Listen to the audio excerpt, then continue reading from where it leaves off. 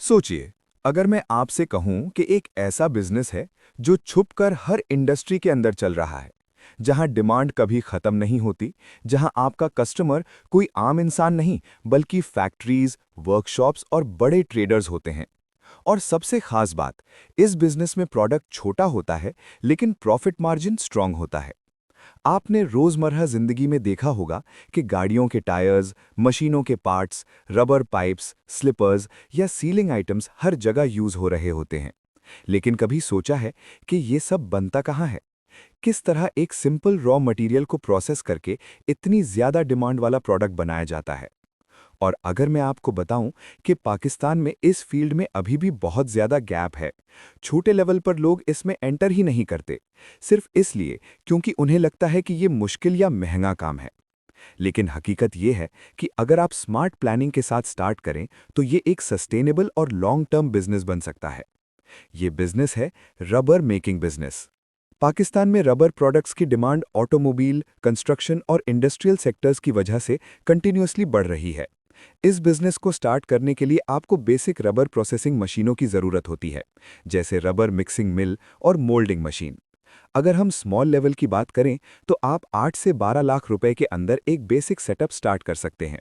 इसमें यूज्ड या Chinese small मशीनें आ जाती हैं, जिनकी कैपेसिटी लिमिटेड होती है, लेकिन शुरुआत के लिए परफेक्ट होती हैं। मीडियम लेवल पर अगर आप थोड़ा स्केल बढ़ाना चाहते हैं तो 25 से 40 लाख तक इन्वेस्टमेंट लग सकती है, जहां आप ऑटोमेटिक या सेमी ऑटोमेटिक मशीनें ले सकते हैं। रॉ मटेरियल में रबर कंपाउंड, केमिकल्स और फिलर्स आते हैं। पाकिस्तान में ये चीज़ें लोकल मार्केट से आसानी से मिल जाती हैं।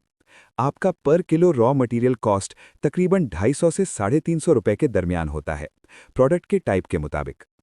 अगर एक स्मॉल यूनिट रोजाना 80 से 100 किलो रबर प्रोडक्ट्स बनाता है और आप एवरेज सेलिंग प्राइस 450 रुपए पर किलो रखते हैं, तो आपका डेली रेवेन्यू लगभग 40,000 से 45,000 रुपए बन सकता है। इसमें से अगर रॉ मटेरियल, बिजली और लेबर कॉस्ट निकाल दी जाए, जो तकरीबन 30,000 के करीब होती है, तो आपका नेट डेली प्रॉफिट 10,000 से 12,000 रुपए के दरमियान रह सकता है। मंथली बेसिस पर यह प्रॉफिट 3 लाख रुपए के करीब बन जाता है, जो कि एक स्टेबल इनकम है। लेकिन ये तब पॉसिबल है जब आपका ऑर्डर फ्लो कंसिस्टेंट हो। बिजली का खर्चा इस बिजनेस में इंपॉर्टेंट फैक्टर है, क्योंकि मशीनें हैवी होती हैं। मंथली इलेक्ट्रिसिटी बिल 50,000 से 1 लाख तक आ सकता है, डिपेंडिंग ऑन प्रोडक्शन। मेंटेनेंस भी इग्नोर नहीं करनी चाहिए, क्योंकि रबर मशीनों में हीट और प्रेशर का काम होता है, इसलिए रेगुलर सर्विसिंग ज़रूरी होती है। लोकेशन का इंतखाब भी बहुत इंपॉर्टेंट है। इंडस्ट्रियल एरिया या ऐसी जगह जहां से ट्रांसपोर्ट और रॉ मटेरियल एक्सेस आसान हो, वहां कॉस्ट कम और सप्लाई फास्ट रहती है। लेकिन हर बिजनेस की तरह इसमें भी रिस्क है। Market competition, raw material price fluctuations और ऑर्डर डिपेंडेंसी आपके प्रॉफिट को अफेक्ट कर सकती है। अगर आपके पास कंसिस्टेंट बायर्स नहीं है तो प्रोडक्शन रुक भी सकती है। लेकिन अगर आपने एक बार अपना नेटवर्क बना लिया, वर्कशॉप्स, टायर शॉप्स और फैक्ट्रीज के साथ रिलेशन डेवलप कर लिया, तो फिर ये बिजनेस धीरे धीरे स्टेबल होता चला जाता है। आखिर में सिर्फ इतना समझ लीजिए कि कोई भी बड़ा बिजनेस एक छोटी शुरुआत से ही बनता है, और जो लोग डर के पीछे खड़े रहते हैं वो कभी आगे नहीं बढ़ते। अगर आप मेहनत, कंसिस्टेंसी और थोड़ी सी हिम्मत दिखाएं, तो रबर मेकिंग बिजनेस आपके लिए सिर्फ एक इनकम सोर्स नहीं, बल्कि एक स्ट्रॉन्ग फ्यूचर बन सकता है।